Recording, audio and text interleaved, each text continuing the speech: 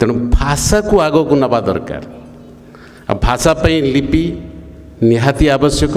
ये लिपि 100 वर्ष पर 100 वर्षर लिपि वर्तमान तार एक्जिस्टेंस एस्टाब्लिश करिया पड़ियो बिकज ये लिपि 4000 वर्षर भी अच्छी 2000 वर्षर भी अच्छी।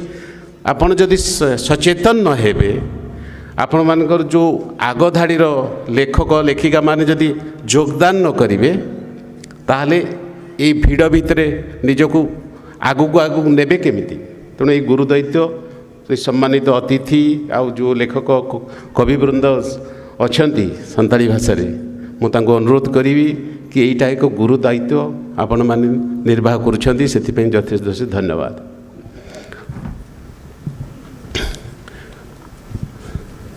मु व्यक्तिगत हिसाब रे आदिवासी मन को बहुत भल पाए आदिवासी सबुठ आई थिंक जहाँ कहले सतपति बाबू कि सबुठ बड़ अंश होती सांताली माने मोर व्यक्तिगत धारणा कि आदिवासी माने सबुठ सरल सीधा एवं शांत स्वभावर व्यक्ति माने एटा तांकर जीन भितर अच्छी।